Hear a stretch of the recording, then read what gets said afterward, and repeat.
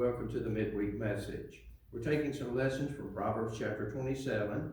I am reading from the King James Version of the Bible. This particular Bible belonged to a dear family friend of ours as we were growing up as children. Her name was Josephine Lake, and I'm reading from Proverbs chapter 27, verses 20 through 22. Hell and destruction are never full, so the eyes of man are never satisfied.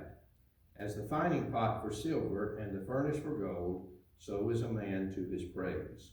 Though thou shouldst bray a fool in a mortar among wheat with a pestle, yet will not his foolishness depart from him. Let's look at these verses individually. Verse 20 of Proverbs 27.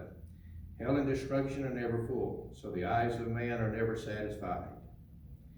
Death and destruction seem to have no end.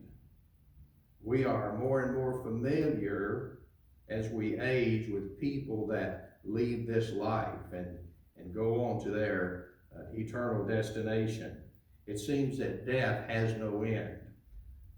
Also, destruction has no end. If anything can go wrong, it will. And these are two things that are certainties that occur on a regular basis.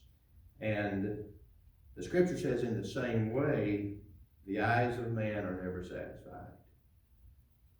We can look at our standards of living today and compare them to times in the past that seemed rather meager by today's metric. It is the nature of a person to continually seek more and more and more. God can help us with that. Death and destruction, even eternity and destruction are never full. And the eyes of a man are not satisfied.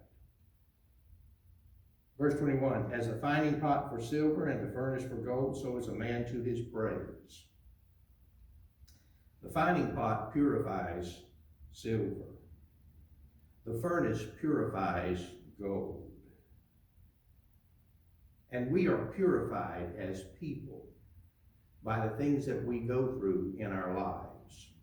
And those things will redound to our praise in the end. The difficulties of life, they're not to be wanted necessarily, but we need not fear them unnecessarily because they may turn to our praise, like a hot furnace for gold or a fining pot for silver.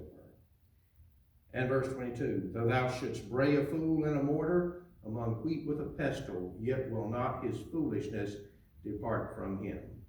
There are some things that are so intrinsic and indigenous in people that they're hard to get out of them. And there are people that squander their lives in foolish pursuits and foolish thoughts, and they live in unwise manners, and it is extremely hard to get that out of a person once it has taken root. And Solomon said, though you should take something and put it in a mortar and grind it with a pestle, though you would do that, you may not be able to grind the foolishness out of a person. Because it seems that no manner of difficulty will teach a person devoted to foolishness the error